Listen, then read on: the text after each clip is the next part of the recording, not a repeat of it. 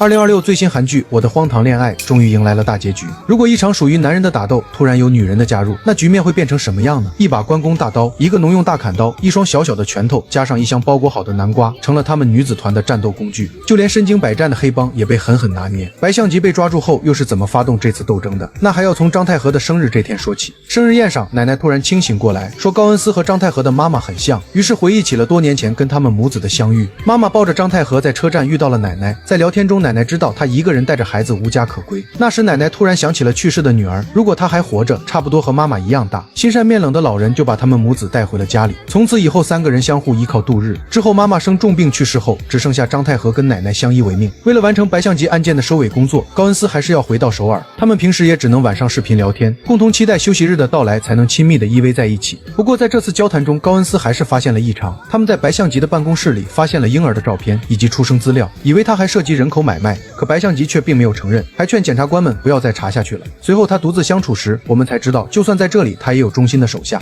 오늘따라 많이 태우시네요. 생각할 게 많으십니까? 그러게 쓸데없는 기억을 자꾸 나게 만들어. 이게 다 한 놈 때문이거든. 그놈이 내 말을 어기면서 이 모든 일이 벌어진 거야. 안 해도 될 기억들까지도 전부 다. 문제가 될 싹을 너무 오래 살려뒀어. 이젠 뵐 때가 됐지. 开庭这天，白象吉拿捏好逃跑时机，在半路上解决掉所有守卫，潇洒地走下押送车，转身坐上豪车，拿出手枪，决定彻底消灭掉张太和。张太和接到高恩斯的电话，知道白象吉逃跑的消息，立刻打电话给奶奶，可对面迟迟没有接通。这时他突然接到奶奶拨过来的电话。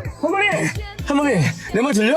张太和本来想一个人前往战斗，可看到前面围绕的众人，馆长立马决定加入其中。于是三个人加入团战，准备快速解决掉这些人渣，好让张太和赶紧回去救奶奶。邪恶的白象吉为了给老人制造恐惧，在他家里不断的翻箱倒柜，想要把这个温馨的家也毁掉。可就在这时，他发现了一本相册，竟然还在照片里看到了熟悉的身影。这一刻，他僵硬在原地。白象吉的大脑里涌出曾经的记忆，照片中的女人就是他年少时的初恋，而且他们还有个儿子。在他加入黑帮后，女人不想让孩子有这样的父亲，才选择离开了他。那么张太和不是别人，竟然是自己的亲生儿子。所以当张太和跑进房间里时，就算手握真理，他也根本下不了狠手。面对儿子仇视的眼神，他瞬间想起来父子俩几乎有相同的动作，吃饭时也同样喜欢辣酱锅，甚至还一样热爱拳击，什么都可以作假，亲子之间的相似度根本不会说谎。这一刻，他寒冰般的心瞬间被融化，不知道该怎么面对亲生儿子。就在这时，他还想起来俩人曾经相处时的谈话。 그래서 보여주셨으면 좋겠습니다.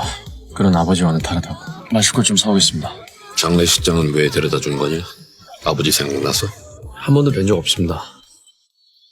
제가 태어나기 전에 돌아가셨습니다. 차라리 기억이 없는 게 더 나을 수 있어. 뵌 적은 없지만 좋은 분이셨다고 들었습니다. 살아계셨으면 제가 아버지를 참 많이 좋아했을 것 같습니다. 뭐 설령 좋은 분이 아니셨다고 해도 한 번쯤 뵙고 싶습니다. 아버지니까요.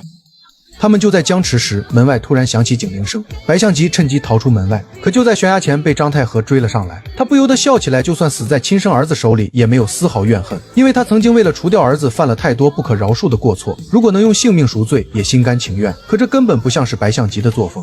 就在张太和生出怀疑时，高恩斯带着众人赶到现场。白象吉看着不知所措的儿子，瞬间起身挟制住了他。可他并不忍心伤害张太和，也没脸说出俩人之间的关系。这时，儿子可爱的婴儿脸触摸到他脸上温暖的小手，瞬间浮现在大脑中。他已经彻底变得混乱，于是准备亲自结束这荒唐的一切。 이제 그만 악연을 끝내자 태아야. 안 돼. 就在最后时刻，他竟然推开了张太和，把枪对准自己的脑门，扣动了扳机，随后重重跌倒在地。张太和看着面前这一幕，不知所措。他不知道这个一直想要他性命的人，为何最后选择结束自己的生命。随着白象吉闭上双眼离开人世，张太和心里却感觉像失去了什么，活生生被撕出来一道口子。男人曾经对他的好，也都一一浮现出来。这可能就是血脉亲情的连接。虽然白象吉没有说出来他们的亲子关系，张太和还是会莫名感到难过。不过不要紧，总有人会来抚平这些伤口。奶奶温暖的拥抱，心爱女孩的相互陪伴，都能让这个破碎的男孩变得完整。就当他们晚上赶回家时，高恩斯迎接到小狗送来的求婚戒指，回身那刻却看到张太和抱着鲜花求婚。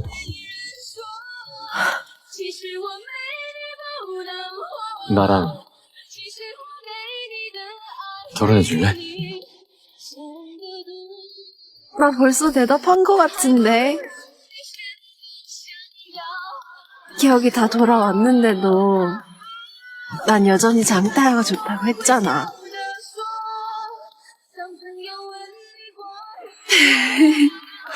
내가 장태가 아니면 누구랑 결혼을 해? 两个人幸福的拥抱在一起，互相表露爱意。这个小院到处充斥着浪漫的味道。他们举行婚礼那天，小狗送上了婚戒祝福，亲朋好友们掌声连连，就连阿姨女团也送上了歌舞。可在婚礼途中，突然下起了大雨。当所有人都找地方躲雨时，张太和却幸福地笑着拉着高恩斯站在雨里。这一刻，大雨对他来说不再厄运的象征，反而变成了幸福的征兆。于是两个人相视而笑，在大雨中享受这刻的美好。大家看到这一幕，纷纷加入其中。这场大雨不光治愈了张太和，还成了众人此生难忘的幸福回忆。每个人都在欢声笑语里享受着雨水的滋润。高恩斯也忍不住送上爱的热吻。不过在正式的洞房花烛夜，这次喝醉的不是高恩斯，而是开心到迷糊的张太和。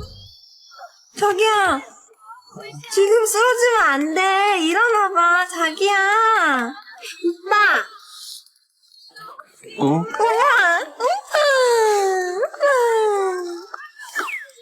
장태야. 장태야 씨! 不过在第二天酒醒后，张太和却在白天完成了他们的洞房，两个人就这样幸福的生活在一起，爱情也在相处中日渐浓厚，他们就像饴糖一样永远粘在了一起，谁也不能轻易把他们分开。好了，以上就是我的荒唐恋爱的全部剧情，我是专注韩剧的阿南，我们下个视频再见。